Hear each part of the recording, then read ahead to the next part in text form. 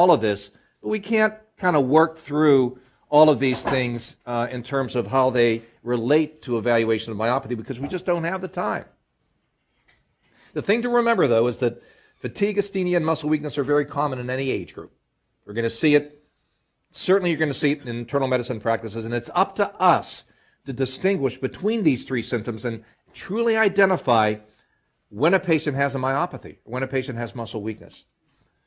So one of the things that we have to do, and again, we can't touch on all the historical things, but you have to identify a pattern of muscle weakness, okay? And that pattern of muscle weakness really has to do many times with the temporal progression of symptoms. And you're going to see in the case, this is, by the way, a case-driven.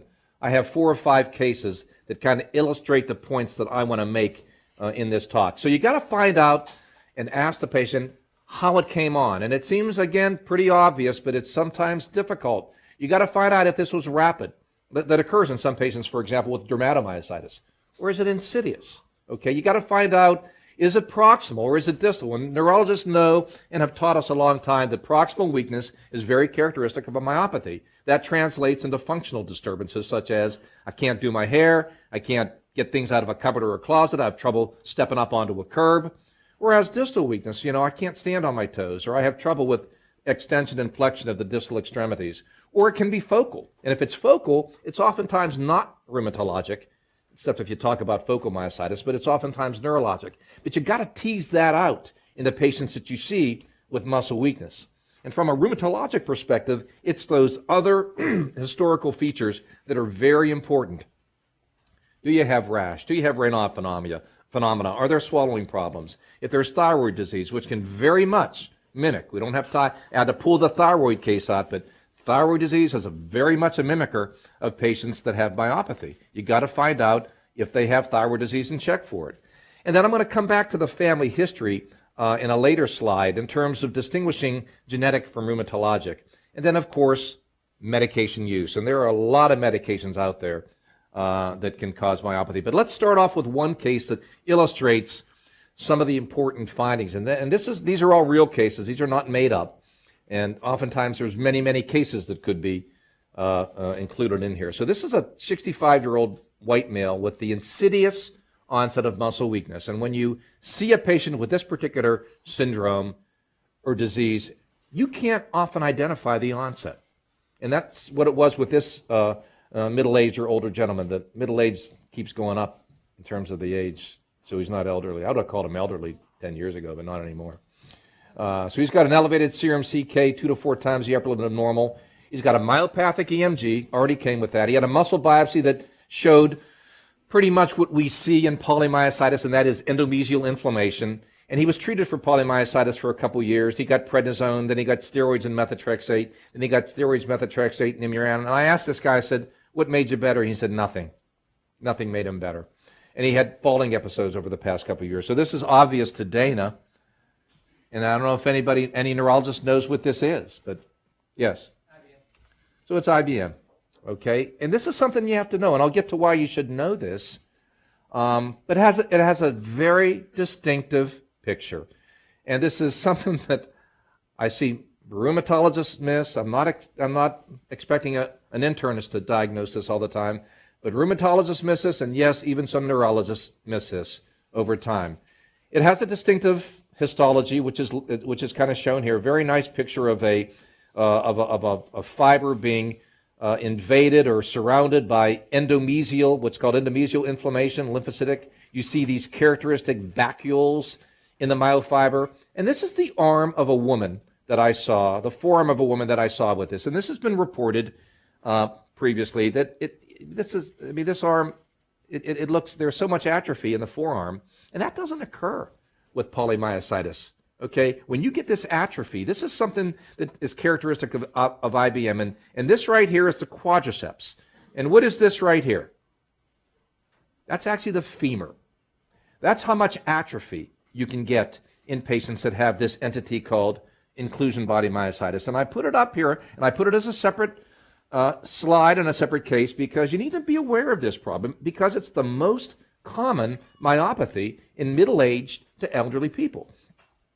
And you should consider this from a rheumatologic perspective and from an neurologic perspective, when you're confronted with a refractory polymyositis patient, we'll talk about PM and DM a little later, it's male predominant, unlike a lot of autoimmune diseases, which are clearly female predominant.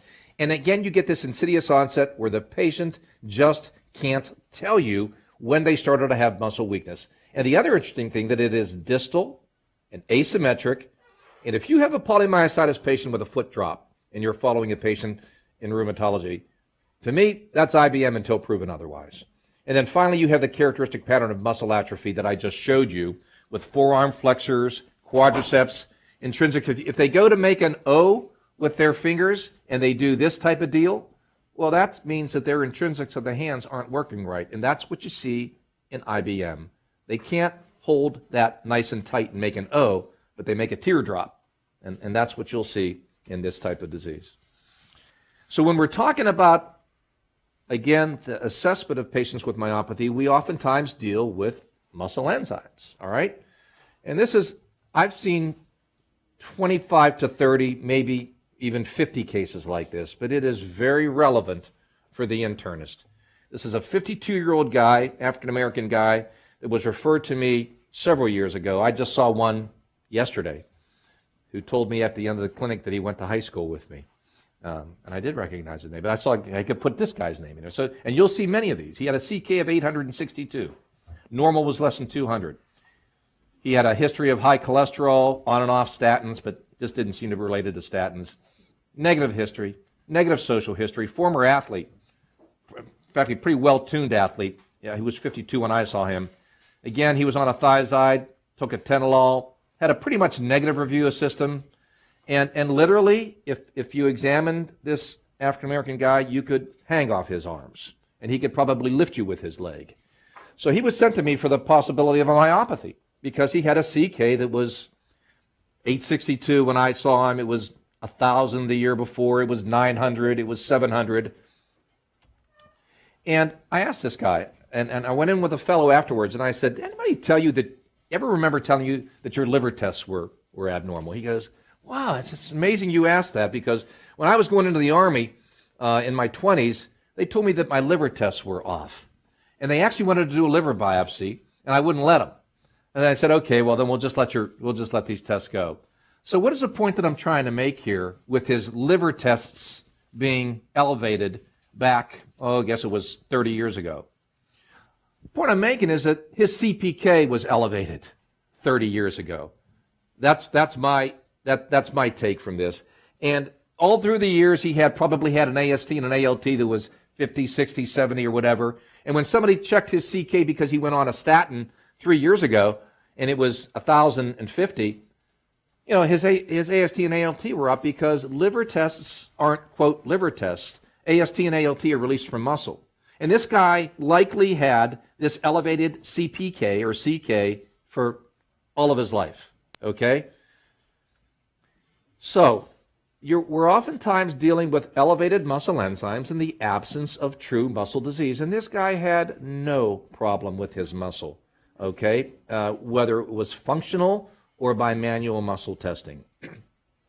So what do we know about the CK? And I put this case in here because it's very, again, relevant, not only for a rheumatologist, because we've had lectures at our national meeting on this particular problem, but we also see many patients that have elevated CK, and they're referred to us. So the one thing you have to know is that there's racial variation in the serum CK, okay? And healthy asymptomatic blacks generally have higher serum CK than whites or Hispanics. And exercise can also do it. So if you look at the normal CK, it's very interesting. What is an abnormal CK? Well, the lab normal for a CK is actually driven by Caucasian males. 95%, the intervals and the standard deviations. So if you look at a Gaussian type distribution, or you'll see that there's a bell-shaped curve, okay? And what is a normal CK is driven by what's data is generated from 95% of Caucasian males in general. So at this level, when you look at it like that, and you look at the CK, you'll actually find out that 10 to 20% of males and 3 to 5% of females actually have hyper-CKemia, okay? And it doesn't mean anything because it's all driven by laboratory testing. If you look at the CK by age, gender, and ethnicity, you see that as we age, the CK comes down. And this is data that's driven by studies, so the CK decreases with age. If you look at race and gender, and this is a very interesting study, just look at the orange bar here, and you'll see that the CK levels in black males is greater than black females, is greater than white males, is greater than white females. But if you look at a lab, it's not broken down by that. It's broken down by one particular entity, white males in general. So this is a very interesting problem that brings up this whole concept of hyper-CKemia, which you got to deal with in many patients because there's a lot of medications out there where there's a concern about what happens with a CK. So this was a nice study. 55 patients followed for a mean of 7.5 years. We knew they had a CK that was elevated. What happens to these patients over time? And in fact, the CK normalized in 12. It decreased a little bit in 24. But most, and nearly, and some of these patients actually had, I think there were 12 or 20 that had biopsies, and they were normal. So we know that it's idiopathic hyper-CKemia, normals, known elevated CK, what happens to them over time? And in fact, nearly 80% continue to have an elevated CK, maybe a little bit lower, but these patients never have any development of any significant myopathy.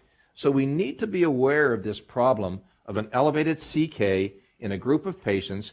And I'm not saying that they should go to biopsy. In fact, I'm saying that the way to approach these patients is to actually do a good muscle strength examination, make sure that you can't identify a particular drug that's doing it, and tell them that they don't need all those other things that need to be done. And you can just follow them over time. It's acceptable to do that. And it's also acceptable to give them a statin if they need it, because you can follow the CK over time. So the bottom line here is that there are groups of patients that have elevated muscle enzymes in the absence of muscle disease. And it's demographically driven by what I just told you. There's the racial variation in CK. Healthy asymptomatic blacks have higher serum CK levels than whites or Hispanics. Exercise can do it, so if you want to follow it, don't let them go crazy with an exercise program and then check the lab. Have them refrain from it, maybe, and then get the CK. And then there's this entity of idiopathic hyper-CKemia, and there's actually articles written on that, and you don't have to worry about it. And you have to be aware of this and not go crazy with a particular workup. So let's shift gears now and talk about inflammatory myopathy. And I'm shortening, when I say myositis, obviously inflammation in muscle tissue, I'm talking about autoimmune, immune-mediated myositis, okay? So this is a nice, simple breakdown that we've had it for years. And I'm going to add to this and kind of expand this in the next 30 to 40 minutes. We have criteria for myositis. Again, this group probably doesn't care a whole lot about the criteria we have, and it's old criteria, and there's actually new criteria coming out. But when we talk about, and I say IIN, that's idiopathic inflammatory myopathy, that's the same as what I'm talking about myositis. So these patients have criteria, or there's criteria set up. They're symmetrically weak, okay, just like I talked about, not asymmetric, not distal and proximal. This is symmetric proximal weakness, elevated muscle enzymes, an EMG that is myopathic, directed by a neurologist in most instances, and then they have characteristic pathology, which we'll come to. So that's the criteria for myositis, except for one thing, and that is somebody that shows up like this. Now, if patients with hands that look like this show up in a rheumatology office, or they'll probably first show up in an internist office, you look at their hands and they say they're weak, you better know what they have, okay? So this is erythema, and if you look at a patient, you might say, well, this is more lupus-like because they have sparing, or you can have sparing of the interphalangeal area, but it's not always the case. But what you can see here is a clear papular erythematous rash over the knuckles, okay? And this is what's called Gottron papules, okay? That's the characteristic pathognomonic cutaneous feature of a patient with dermatomyositis. It can look like psoriasis. This is actually a patient I saw who was given a diagnosis of psoriasis, and they were treated because they also had arthritis, and they were called psoriatic arthritis. And then they showed up in my office because they wanted a second opinion, because they said that their rheumatologist wasn't paying any attention to their muscle weakness. And although this looks like psoriasis, this patient has the classic Gottron sign, dermatomyositis, that you see in a patient, an extensor rash, and it really looked exactly like psoriasis. But this was dermatomyositis, and this patient actually had characteristic other features of dermatomyositis, but they had a significant arthritis. So myositis is way more than just muscle disease. This was a patient that was appropriately treated. Actually got an anti-TNF agent for their psoriasis, quote psoriasis, and it didn't make it go away. But this is dermatomyositis. Now there's a lot of rashes that we see. If up here is the Gottron, here is the kind of beefy Gottron papule. This is what I just showed you. This is some of the other things that we're going to come back to later on. This is a necrotic finger in a patient with myositis. And why is this different than lupus? Anybody in the audience? No nasolabial sparing, right? This erythema, I mean, why in the world does one autoimmune disease have erythema that goes right up to the nose, and then lupus has nasolabial sparing? I don't know. Don't ask me. This is what's called the holster sign. I'm holding this guy's hand, who I saw with classic Gottron changes, and he's got erythema over the lateral thigh. This is the heliotrope. This could be a lupus patient. And then this is called the shawl sign, seen in patients with dermato. So we have a lot of different rashes that can occur in dermatomyositis. These are different flavors of the heliotrope. Okay, this is an edematous, one of the first patients I saw with dermato many years ago. This was a lady that referred to me from Cleveland Clinic who had this bruising, and I thought, well, that's not dermato. And every time she had a flare of dermato, she had this bruising, almost looked like closed head trauma, raccoon sign. And then this is a lady that I saw recently had a lot of edema around her eyes in the classic heliotrope fashion. Other changes. One of the things that we do in rheumatology is we look at the nail beds. And if you look at the nail beds of this patient, you see clear cuticular thickening and periungual erythema. And if you have a capillaroscope for nail fold capillaroscopy, you can actually see these tortuous vessels. This is normal. These are tortuous vessels. This is real tortuosity. And then these are dilated loops. This occurs in scleroderma. Doesn't occur much in lupus. Occurs in dermatomyositis. So again, you get abnormal nail fold capillaroscopy with dermatomyositis. And then if you get a biopsy, which you may not need if somebody shows up with a classic dermato rash, you see a lot of stuff, and it looks different. I'm going to put up a slide later on about polymyositis, but what you see in dermato is this intense inflammatory infiltrate in a perifascicular fashion. You get perifascicular atrophy, where you get, if you look here, you see that the fibers are more atrophic in the periphery. You get more plump occurring fibers in here. So there's a characteristic histology that occurs with dermatomyositis as well. So this, again, is dermato. And it's not hard to make that diagnosis. Shouldn't be hard to make the diagnosis of dermato. Well, let's talk about poly. And this is where we see the marriage between neurology and rheumatology. And this is a little bit more problematic, polymyositis, because it doesn't have that thing that you can hang on. All you've got is muscle weakness, right? So you got a lot of mimics that you got to think about in rheumatology. Or you could even you put this into the internist world and say that there's a lot of features that we got to think about when we see a patient with a myopathy, an elevated CK. And this is, we're not going to go through this, but this is a very, maybe it's even a short list of polymyositis mimics. Things that look like polymyositis that we have to worry about when they don't have that classic rash where we can call it dermato. We got to think about these things. So I have here, this is actually put together by Fred Miller, another colleague of mine and collaborator. So just from a neurologic and rheumatologic perspective, what should we think about when we have poly, and what should we think about when we say, no, this is not immune or autoimmune muscle disease? One thing to remember, if there's a family history of autoimmunity, in other words, patient with dermato shows up or polymyositis and they've got a cousin with MS, father with rheumatoid arthritis, that family history of autoimmunity points towards an autoimmune etiology of their disease. But if they have a family history of muscle weakness, then that points more towards a dystrophy or some type of dystrophic process. So family history of autoimmunity, think autoimmune disease. family history of a similar syndrome, weakness here, weakness there, weakness here. Think metabolic myopathy. Think, genetic type of myopathy. If they're symmetric, chronic, proximal. If it's asymmetric or distal, think not polymyositis. And I don't want to go through the whole list here, but the point is that there are certain things that you can hang your hat on that at least help you in terms of determining general etiology from an immune-mediated or autoimmune perspective versus genetic or metabolic.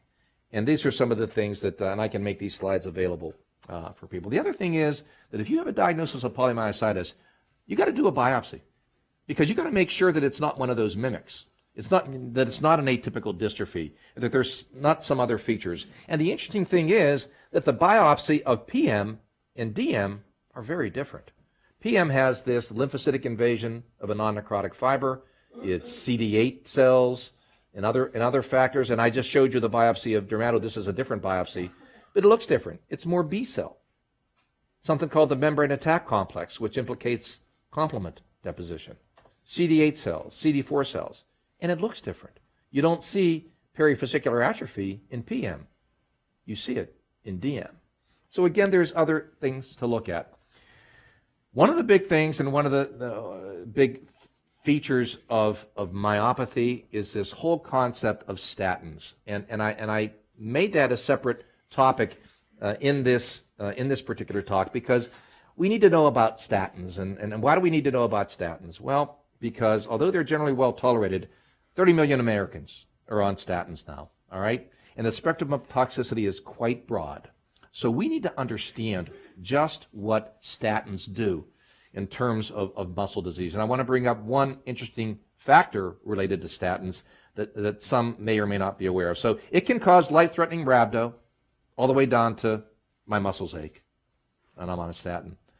But there's a fear of some complications with patients that are out there because of the press, because of all that's out there on statins and muscle. And it actually leads to 5 to 10% of patients either refusing or stopping their statins. So what about myalgia? Simple problem, common with statins, affects 9 to 20% of statin users in clinical practice. If you actually look at cross-sectional studies of larger numbers of patients, 1.5-fold increased risk of muscle complaints in statin users versus non-users. Maybe decreased if you give them a little CoQ10, that there's been some data on that, that's fine. What are the predictors of patients having myopathic events if they're on a statin? Well, concurrent medications, there's a whole list. There's a short list here. Fibrates, steroids, calcium channel blockers. If you're older, if you have thyroid disease, if you have a higher BMI, perhaps metabolic syndrome, if you have liver problems, those are all predictors that you may have an increased problem with a statin. So I put together this strategy because having an interest in muscle disease and being a rheumatologist, and even rheumatologists in general, they'll see patients with statin-associated myopathies and muscle symptoms. So this was my strategy, and I'm going to build on this. So here's what I saw in practice. I saw these symptoms, these patients, statin-induced symptoms, or their CK was 500 or 1,000 or whatever it was. And then you stop the statin, and sometimes these symptoms go away, and that CK normalizes, and you're good. No workup. Try another agent, try a different statin, go to a different class of statins, whatever, maybe switch it off to every other day. This is a really nice response. But then I was seeing persistent symptoms and or CK elevations in some patients. And in those, you've got to roll out the other things I talked about. Make sure they don't have a thyroid problem or other drugs or things, So this is easy. This worked for a while. But then I got more and more of this, where they stopped the statin a year ago, and they're still having problems with their muscle enzymes being elevated, maybe myalgias, and I really didn't have good answers for these patients. So this is a patient that I saw, and I'll get to the date that I saw her. This was her history, and this was a frustrating patient for this rheumatologist. She was 67 years old, and she had been on atorvastatin, Lipitor, since 2004, got weak 4 years later. Not right after starting Lipitor. She got weak 4 years later. And then 1 year later, she shows up and says, something's going on. I can't walk up steps and I can't lift up my arms. And a year ago, she saw her internist and he said, you're just getting old. And And then she said she shows up a year later. And then she shows up a couple months later and says, okay, I stopped this medication on my own, but I'm no better. And she goes to the internist again. Look at a year and a half later, and he says, okay, I'll check your muscle enzymes. And her CK came back 6473.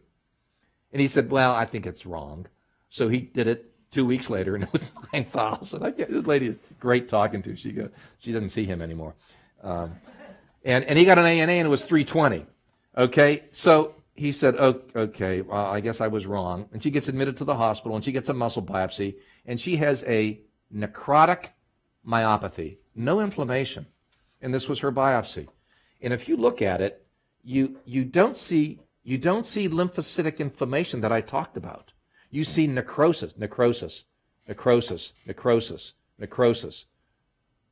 myopathy is what she had. And this was what I was seeing intermittently, and it wasn't making sense to me, because this was clearly a lady that had one of those down the other side of the algorithm that had persistent problems, even though she stopped her atorvastatin a year ago. So when I saw her, or right before I saw her, her rheumatologist gave her 60 of prednisone, and her CK and her weakness actually did improve. So I saw her in March of 2010, and when I saw her, CK was still up, and she had nothing else. I don't know what the ANA meant, but I don't think it was positive, because she had nothing else. She was just weak, okay? And it was a little bit better, but this is still significant weakness right here, okay? And I said, and she told me, she goes, it was that damn statin that I took. And she was very hesitant to increase prednisone. So she said, you got to figure, she said, you know about this disease. I heard from my rheumatologist, so you got to figure out how to treat me. I said, thank you. I'll figure it out. So right around this time, and look at the dates here. I saw her in 2010. This wasn't decades ago. Right around the time that this came out, I'm still struggling with that algorithm that I had up there, okay? And right at this time, you'll notice 2010 was this article called Immune-Mediated Necrotizing Myopathy Associated with Statins. And I said, oh my gosh, this is it. Why couldn't I figure this out along the way? But I didn't. And these patients had proximal weakness during or after statins. They had an elevated CK, and they had persistent weakness and elevated CK even after stopping the statin. I said, shoot, this is what she has. And they got better with the immunosuppressive agents. And the muscle biopsy showed a necrotizing myopathy with no inflammation. Just classic with, I remember talking with Dana and others from Pitt and going into our rheumatology lab and saying, I had patients like this. I said, do you see any antibody or anything weird? No, we didn't see anything. And this was more data from this group. This is a Harvard group. Tony Amato, people know Tony. He's a neurologist. And they didn't have 2 patients. They had 25 patients with this syndrome from 2 different centers. 24 out of the 25 required immunosuppressive therapy, and 15 relapsed. So this was a autoimmune. This was an immunologic, just like it says. And the biopsy reproducibly showed no inflammation. And this was very striking to me. And so I said, okay, they don't improve. They're off the statin. They need immunosuppressives. They relapse with this. I said, this looks like, quote, polymyositis, an immune-mediated myopathy. And then this came out. Notice the year. A few months later. Same group of patients, only this is from Hopkins, and they identified an antibody. Anti-200-100 kilodalton antibody, defining a subgroup of necrotizing myopathy. And this is what's called an immunoprecipitation. It's a gel that looks for antibodies. This is the anti-200. This is the anti-100. You can see it here. This is a control, nothing. Control, nothing. What about their patients? All of them were weak. This is 16 out of their 38 necrotizing patients. All were weak with a high CK. 2/3 had statin, but if they were over 50, over 80% had statin exposure.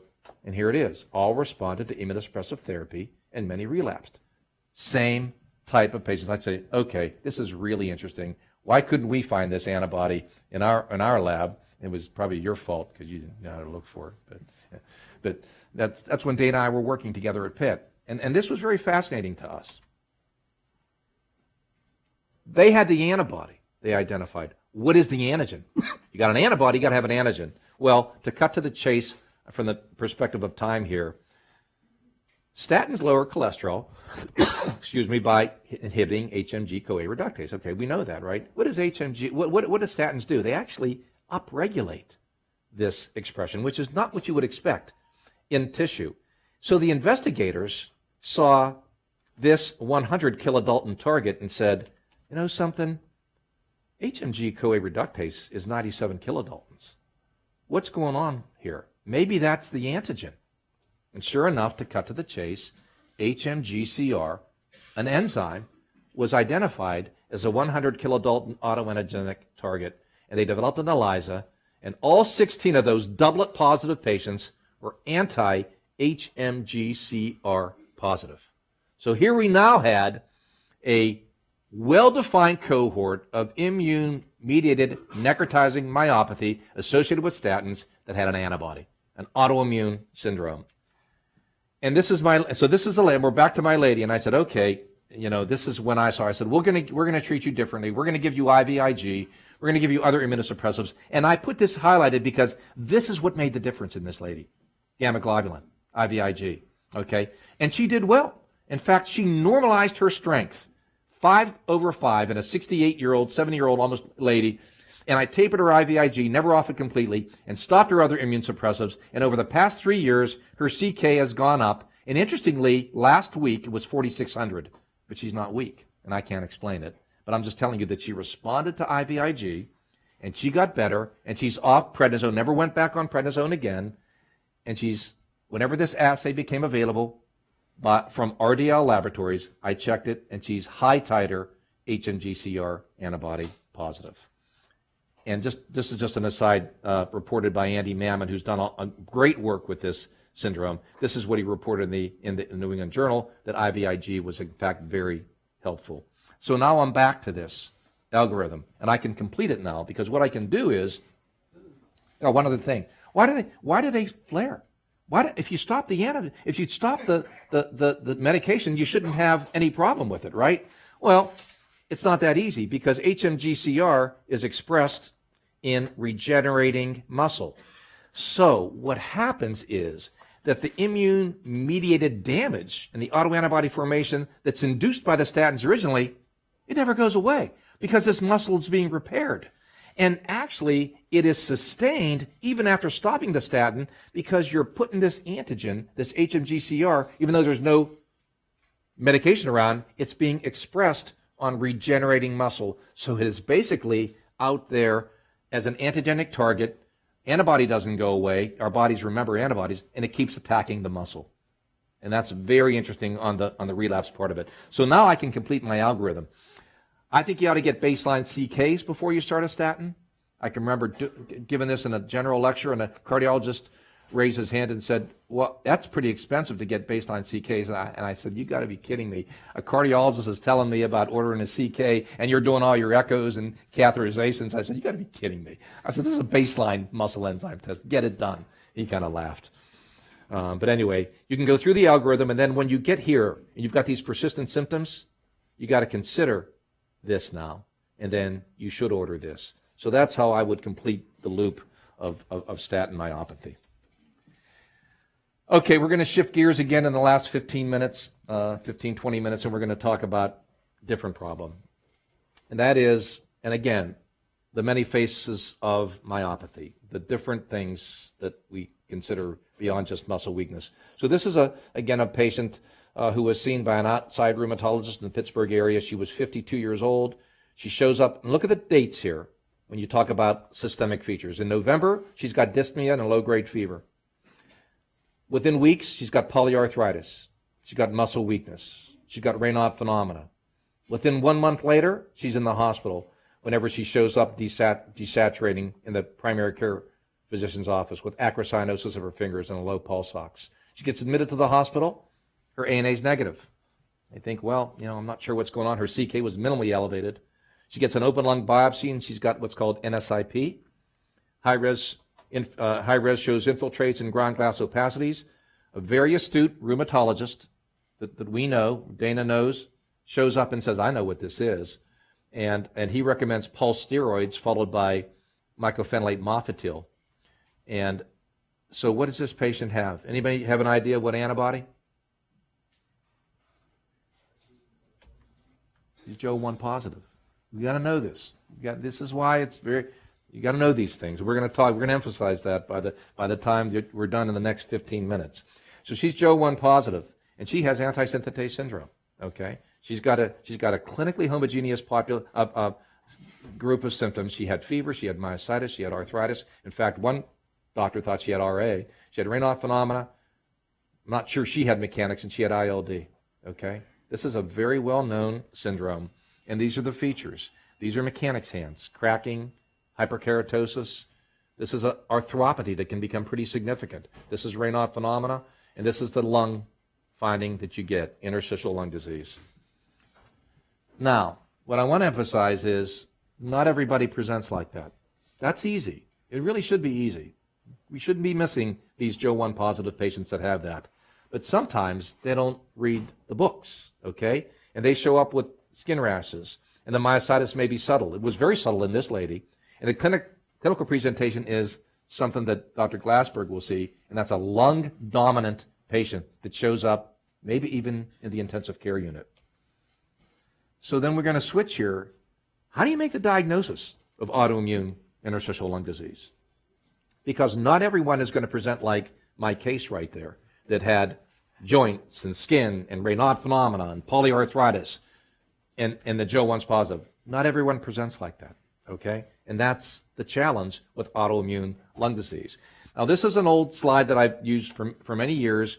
It used to have less little circles in here, but now myositis has all of these very interesting autoantibodies, much like lupus, much like scleroderma, with topoisomerase and all these. And all of these things have their own little clinical features. And we don't have time to go over that today. That's another topic by itself. But this is the group of antisynthetase autoantibodies. And Joe 1 is the biggest player there, okay? And these are the different antisynthetase antibodies. And you can see that Joe 1 is the major player. 20 to 30% of myositis patients actually have that antibody. And most of them have a lot of those features that I talked about. And a lot of them have lung disease. And a lot of them die of that lung disease. But there are other different antibodies in here. So just to point out that this is not some incredibly rare problem. This is our cohort over a couple decades. And this isn't 20 antisynthetase patients. This is a cohort of, and this is even older data, 230 antisynthetase positive patients, broken down by those that are Joe 1 and those that have non-Joe 1 antisynthetase, targeting amino-acyl tRNA synthetases that actually, here it is right here, they target different, and these are ubiquitous. These are all millions and billions of copies of these in our bodies, okay? This is the antigen. It's a synthetase that actually hooks up an amino acid to the requisite tRNA in the process of protein synthesis, and they target different synthetases. But what we were finding was that there was a little bit of a different presentation between Joe 1 and the non-Joe 1 antisynthetase. And I'm going to show someday, this is a little complicated, but I said to myself, why are these, it seemed to me clinically that these patients were acting differently whenever they were Joe 1 versus non-Joe 1. So we actually looked at this and published it a couple years ago. If you looked at the first autoimmune diagnosis in the synthetase cohort, in that 230 patient cohort, in Joe 1 you see, well, yeah, a lot of them have PM and DM. That makes sense. Some have overlaps. But if I looked at the non-Joe 1 patients, I said, and I knew this from the beginning before we even generated the data, that something was different about this group. Half of them had overlap or undifferentiated. In other words, we don't know what you have, but we think it's immune, okay? And a smaller portion had PM and DM, and some had scleroderma. So what the heck is that doing in there in an antibody that's supposed to be myositis specific? So this was interesting. And we took it a little bit further and we said, okay, is there a difference? And if you look at the cohort, if the Joe 1 cohort versus the non-Joe 1 cohort, 80+% had myositis, only 40% of the non-Joe 1 had myositis, and a lot of them had undifferentiated disease, and there was a statistically significant difference in the diagnosis between just within that cohort. If you look at survival, it's worse in the non-Joe 1, and we'll get to that in a second, compared to the Joe 1, and this is published, and it's a significant p-value. I think it's 0.01. Why might that be? Because there's a diagnosis delay. In Joe 1 patients, the time to diagnosis was 0.4 years. In the non-Joe 1 group, it was a year. Why is that? Because these patients don't present in a classic fashion. They may end up being called idiopathic pulmonary fibrosis because they have lung-dominant disease and they don't get treated and they might die. Or they show up in the intensive care unit and they don't have classic myositis, all the other stuff. They have other less or more subtle features. And indeed, their survival is significantly different, p less than 0.01. How does a synthetase positive patients die? They die pulmonary deaths. 60% of these patients died from pulmonary fibrosis or even PAH. 60%. So that in synthetase positive patients, pulmonary disease is that dominant cause of death. And many of these other ones that died of other problems may have indeed later died pulmonary deaths. Okay? So we've got a problem in our patients, and that is the development of interstitial lung disease. Which brings me to the last case that I have. This is again, a real patient that I saw. In the summer of 2012, she had a photosensitive rash. In January of 13, she was seen by a rheumatologist that we trained at Pitt seeing patients in Erie. She had polyarthritis, mild muscle weakness, a rash. She had a normal CK, Joe 1, ANA, SSA, and B were all negative. And she got better. And she was referred to me. She ends up showing up, I'll never forget, in May with her husband. She goes, well, I'm here to see you. She said, I'm doing pretty well. I don't have any problems. But my fellow trained her, and she said, I might want to just see you and put you in the database. I said, thank you. That's very nice of you. So when I saw her, and I'll never forget this, I did the exam, and she had a little bit of a rash that was worsening. And I put my stethoscope on her chest, and I heard crackles in her bases. And I said, hey, that's interesting. You ever had any lung problems? She goes, no. In fact, I check my muscle disease because I have to walk up 3 flights of steps to get to my office. And it's been, I've never had any breathing problems. I said, okay. So I recommended a slight increase in prednisone and Cellcept for her rash. And I said, but do me a favor, get a CT scan and some PFTs because she didn't have anything. And notice the date here. So this is May. And within 1 month, she did get a CT. And it was a little, so Marilyn, that's not too bad, right? There's some patchy stuff there, right? But it's not normal, right? It's not normal. And this is in June. And then I'm getting grand rounds at Cleveland Clinic right around July 4th. And notice the time here. And I get called by a doctor who says, the fellow called me and says, she showed up feeling very short of breath. And her chest x-ray was opacified. And she was only on immune suppression for just a few weeks, so it wasn't that. She's up to 12 liters of oxygen. And he said, and her rash is a little different. And he sent me a picture. He said she's getting these palmar papules on her hands. And I said, something, I know what she has. And you're going to think I'm crazy, but pulse her, give her Cytoxan, and give her rituximab. And well, by the time I got back, she was sent to us while I was traveling home, and this was her CT. And remember, this was 1 month before. This is her CT, all right? And I knew this lady was in trouble, and 3 days later, she was dead in our intensive care unit. And this was a lady that was really totally functional. So she has an antibody called MDA5. And I'm sure people in this room, other than a handful, don't know much about this. But this is another bad actor autoantibody, anti-MDA5. So,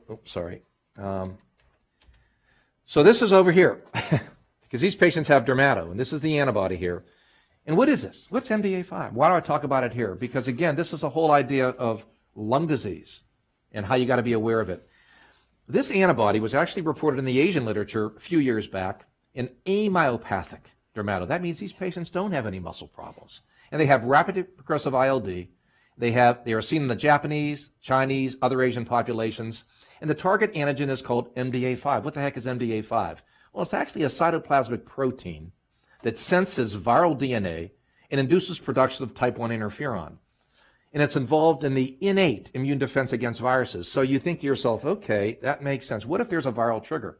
And then this thing gets fired up, okay? Some kind of virus. I don't know what it is, but some virus comes in and triggers this, and you get antibodies against this protein that is upregulated. Well, sure enough, things start coming out. In the literature, Dave Fiorentino, a Stanford dermatologist, reports this novel cutaneous phenotype of palmar papules and cutaneous ulcerations with vasculopathy. And notice this was 2011. I saw this lady in 2013, so I knew what she had as soon as those emails were sent to me of her hands. This is her. These are her hands, and she's MDA positive. This is a patient I saw a couple summers ago, 70-year-old white guy. Double pneumonia. When you see double pneumonia, think autoimmune lung disease. I'm just going to tell you that. I mean, maybe you can get double pneumonia from whatever, but if you're seeing a patient with double pneumonia, bilateral lung disease, and they're calling it, just keep in your mind autoimmune lung disease. This guy had a rash of DM, absolutely no muscle weakness. They sent me this picture ahead of time, and I said, give him Cytoxan. When he showed up, his fingers were better. And actually, this is when I saw him. He says, these are bad. You think these are bad? You should have seen them 2 months ago. So he got better with Cytoxan. And this is a lady that I just saw 2 weeks ago. Again, a young woman, volleyball player at an elite level. And these were her fingers and her hands, and she ended up being MDA5 positive and is in trouble with lung disease. So we looked at this antibody, and one of our fellows looked at this. And this is what happens when you have MDA5 positivity. This is positive patient. I'm going to say this is negative patients. This is positive patients. You fall off the edge of the map. So indeed, our population of MDA5 positive patients was acting very much like the Asian population, where they were dying pulmonary deaths. So again, I've expanded my myositis classification. We've added necrotizing. We've added amyopathic dermatomyositis. And I kind of want to finish in the last couple of minutes with, how do we miss this? How do we miss autoimmune lung disease? Okay, first of all, it's like I said, you fail to recognize the subtle features that patients can present with, okay? So when you see patients with lung disease, not everybody has IPF or an acute exacerbation of IPF. Maybe they have something else autoimmune going on. So they can have undifferentiated disease. They can have a mild DM rash. The second thing is, we don't order the antibodies. Everybody orders Joe 1. That's why we're not going to miss it. We should order it. But these non-Joe 1s, antisynthetase antibodies, they're a little more difficult to detect. There's only a couple clinical labs that are really confident in this.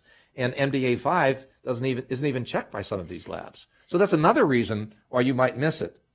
The third reason is it goes back to that first case I presented, even the one with a classic Joe 1. And I told you to remember, the blue bar actually moved up. Sorry, it should have been encircling negative ANA. This lady had a negative ANA, which caused one of the consultants to say, well, her ANA is negative, and by the way, she had rheumatoid factor and all the antibodies were negative. I don't think she has anything.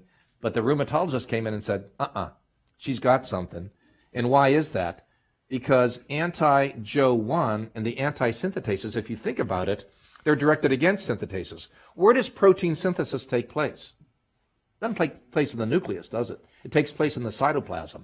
So these antigens are located in the cytoplasm. Okay, and hence they can have what's called a negative ANA, but they have cytoplasmic staining. And a lot of labs won't report cytoplasmic staining, but our lab does in some instances. So this patient had homogeneous diffuse cytoplasmic staining, and the point here is that a negative ANA does not imply antibody negativity. And we went back to our data, and actually this article was just published last month. ANA positivity was only 50% in our synthetase cohort, whereas cytoplasmic antibody positivity was 3/4 of the patients. And if you look at scleroderma, it's 99% positive, okay? So how do you miss autoimmune ILD? These three things are just maybe some of them, but maybe you're reassured by a negative ANA when indeed they're not autoantibody negative. So, what I've shown you again is that myositis is very systemic. We've seen a lot of these manifestations. Pulmonary is a big factor, and you got to remember that with any of our autoimmune diseases, heterogeneity is the rule. It leads to multiple disease manifestations, and it makes therapeutics very challenging, and even makes diagnosis very challenging for us. So that's it. I mean, I just want to acknowledge collaborators that I've had over the years, including Dana sitting in the audience right here, and even Japanese collaborators. So, it's been a pleasure to talk about these things, and if there's any time for questions, I might have gone over the hand. Wow, that was a real tour de force. Thank you very much. Yeah, it was Maybe I can start with the first question. Because I'm about to go to clinic, and I have about 14 people that are complaining of weakness and tiredness, and are all going to have muscle problems, and they all have positive anti-thyroid antibodies because of the nature of my clinic. And so, what would be a good panel? If I hate to be so simple as saying that, but given lack of other specific clinical symptoms or signs, is there a panel of antibodies? ANA is not sufficient.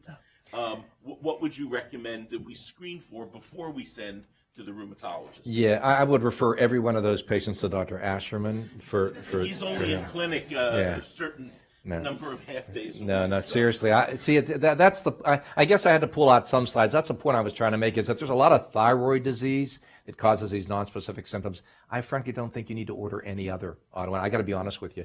I try to look at things in a cost-effective fashion. I don't think it's worth doing it. I think if they've got thyroid disease, and particularly it sounds like some of them, they're euthyroid, but they have autoimmune thyroid disease because they got antibodies. I think that a lot of these patients have nonspecific muscle complaints. I don't think you have to work them up with EMGs and biopsies or any other lab tests. Yes. Okay. Oh, sorry. You run the show. Yes, I know who asks the good questions. All right, Leopoldo. Thank you very much. That was a very interesting presentation. What is the lipid profile of the patients that have anti-HMG? Oh, in fact, it has nothing to do with their lipid profile. You see, it's almost as if they have a chronic statin, right? Yes. So what is the lipid profile? Is the cholesterol very low? No, in fact, it really has nothing to do with the response of the lipid profile to the statin. It has everything to do, and it's actually genetically, there's some genetic markers even that are shown. It has everything to do with them developing, and this is very rare, all right? This statin necrotizing myopathy as opposed to statin myalgias is outrageously rare. But you got to think about it. You think about it in the statin-treated patient that is weak, with a markedly elevated CK. That's the phenotype that you want to think about. But as far as your lipid profile, it really has nothing to do with it. It has everything to do, and it seems to be a atorvastatin, perhaps, maybe not, but a atorvastatin that might be a little bit of a higher risk factor. But their lipid profile is, they all drop their lipids. It just doesn't make a difference. Last question, Dr. Fornoni. I was puzzled by the idea that the statin may trigger an autoimmune response against the cytoplasmic antibodies. So the question is, were antibodies against HMG-CoA reductase looked at patients that were never on statin? Is it possible that there is a myopathy anti-HMG-CoA reductase autoimmune in origin that is not triggered by statin? No. In fact, they've looked at very large cardiology cohorts, and I think I understand your question. In fact, yeah. Yes. Oh, I'm sorry. Yes, you can see it in non-statin. It's much less, and it's very strange. So if you see that in a not statin-treated patient, you have to make sure that they're not taking a supplement that might have HMG-CoA reductase in it. Red yeast rice, for example. Red yeast rice actually does have a statin in it. You wouldn't think. So, but there's a very small number of those patients, good question, that are actually no statin exposure. And if you looked at it, that was in that one Hopkins cohort. There was a group. So there must be some other factor that can at least contribute to this autoimmune diathesis, if that's what you're getting at. Yeah, that's a great question. Thank you very much. All righty.